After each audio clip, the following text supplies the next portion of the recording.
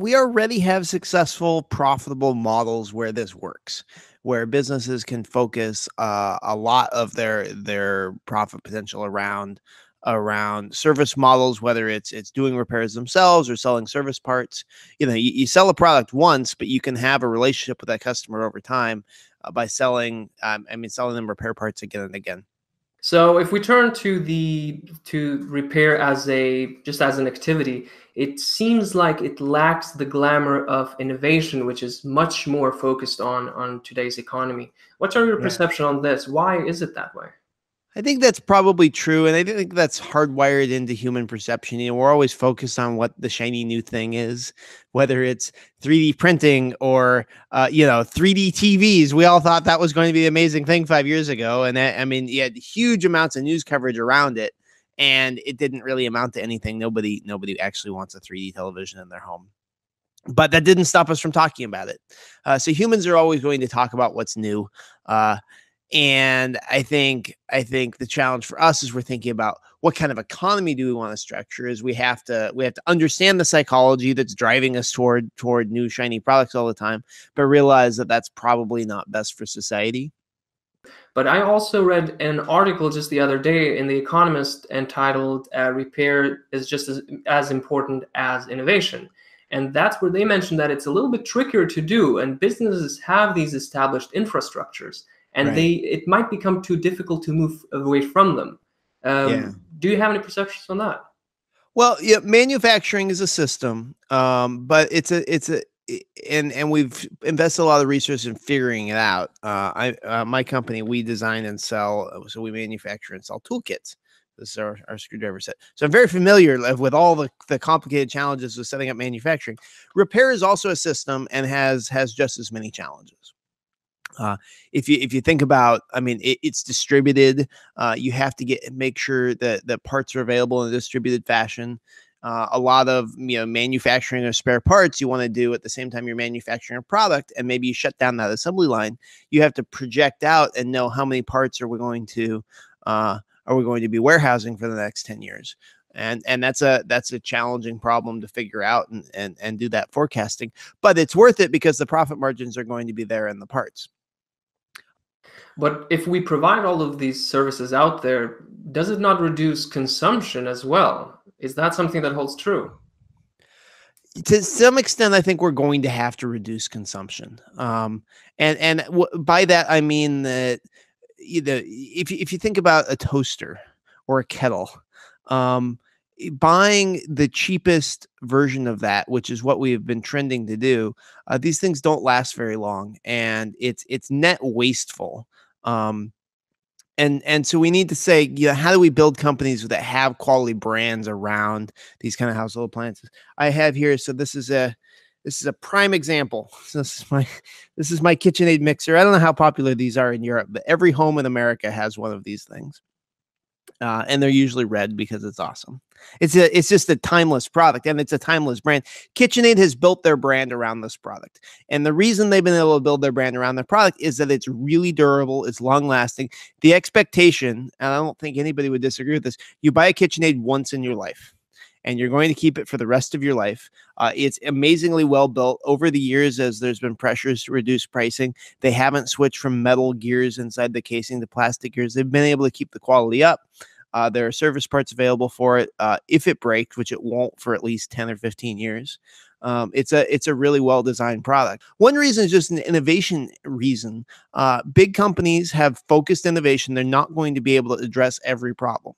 I'll give you an example with iPhones. It is a good thing for Apple if customers, if they drop their phones in the toilet, if they get their phones wet and the phone is dead, if customers can get their data off, that would be a great service for Apple to provide. Apple could charge a lot of money at local Apple stores if they did it, but it's a specialized thing. It takes kind of a fair amount of training for an individual technician, and it's probably not worth Apple's time relative to a lot of the other opportunities they can go after. But the local repair shops have figured out how to do it. They use microscopes and soldering equipment, and they open up these phones. They're able to fix the boards, get the data off it, get it back to people, and they can charge a reasonable premium for doing it. So that's the kind of innovation that really probably shouldn't happen at the manufacturer level. You have other people that can figure it out. And if a company decides that that's a service they don't want to provide, that's fine. Local ecosystem can pick up where the manufacturer leaves off, provide that service, and everybody wins because Apple's customers get data recovery services, and Apple doesn't have to focus on something that's diversify their focus into an area that's probably distracting to them. I think that we have to have, from a business perspective, we have to say serviceability matters. We need to design serviceability into our products, and we need to tell the designers to prioritize what the serviceability engineers are telling them, and then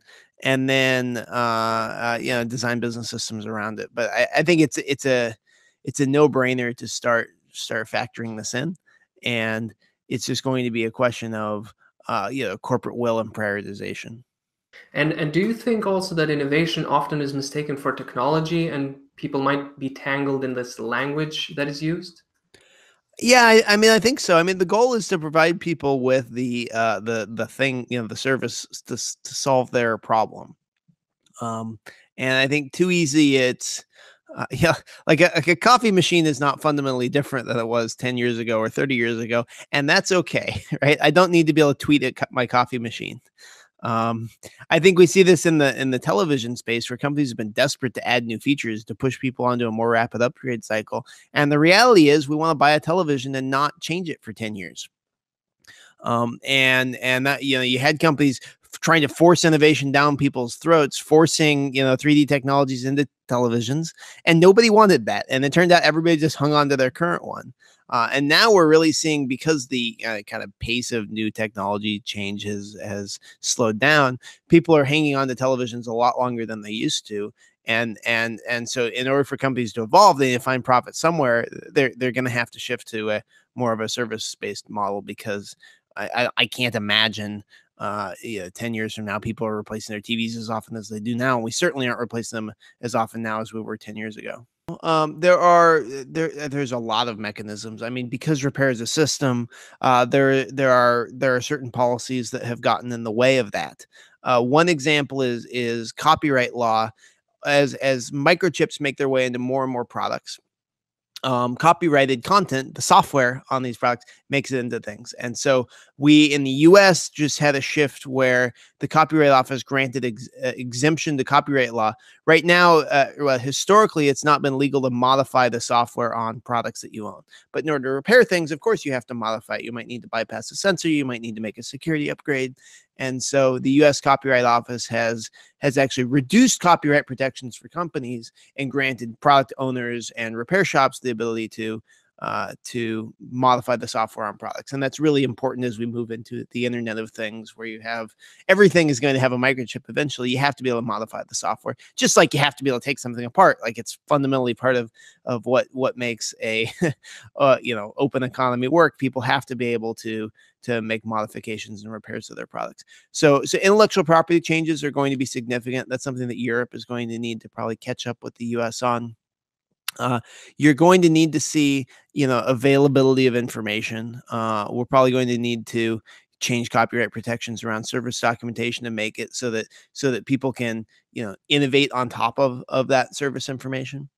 And then I think you've also seen some really interesting models in Europe where Sweden reduce the VAT on repair services.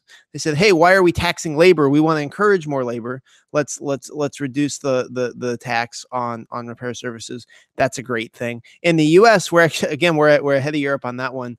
We don't charge sales tax on repair services. We don't have a VAT type model, so that's great. Another example is in Spain. They have set reuse targets. So as part of their waste management system, they're saying we're going to mandate this much has to be recycled, and then another percentage has to be reused.